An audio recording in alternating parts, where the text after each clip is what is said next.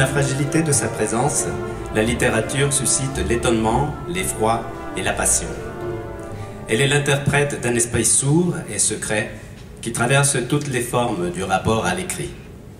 Il y a une manière d'être à la littérature, intimement liée à cette manière d'être au monde qui fait, par exemple, le caractère mexicain. Le mythe qui en relate la création nous le dit. La ville de Mexico est née d'un cygne.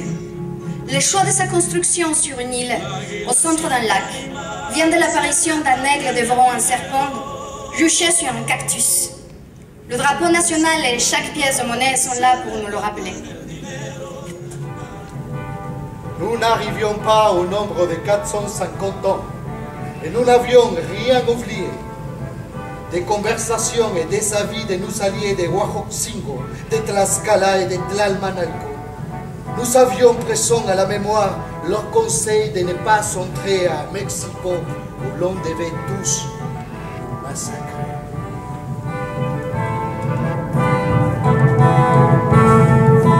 Après le temps des soldats et des prêtres, vint celui des clercs, qui donnent les lois et les sonnets, les textes qui organisent la société coloniale et les poèmes qui articulent l'esthétique du temps.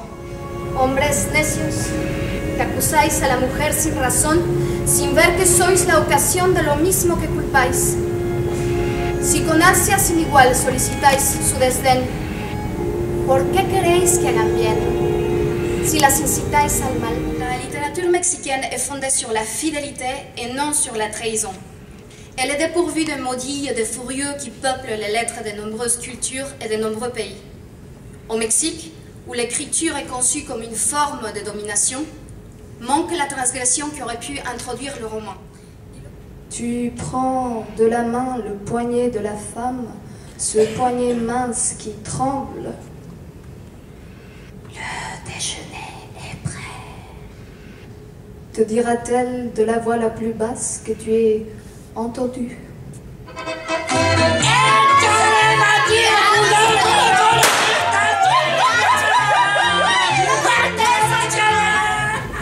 Je ne comptais pas tenir ma promesse. Jusqu'à ces derniers temps, quand j'ai commencé à me remplir de rêves, à laisser grandir les illusions. Et c'est ainsi que je me suis bâti tout un monde autour de l'espoir qu'était ce monsieur appelé Pedro Para, le mari de ma mère. El esfuerzo siempre haremos, campesinos, los obreros, todos juntos por el pueblo. Aran, Anerti, Winik, Cholal, Upik, Pik, Tik, Jetel, Akimak, Olal, Kungalati, Bey, Uti, Ula, Utu, Anal. C'est tout ça, le caractère mexicain. Oui, le respect, la pudeur, la courtoisie. Oui, et aussi son absence de franchise, sa soumission excessive et cette exceptionnelle facilité, l'art de compliquer les situations les plus simples. On a changé la connaissance avec l'émotion, qui est aussi une façon de pénétrer dans la vérité des choses.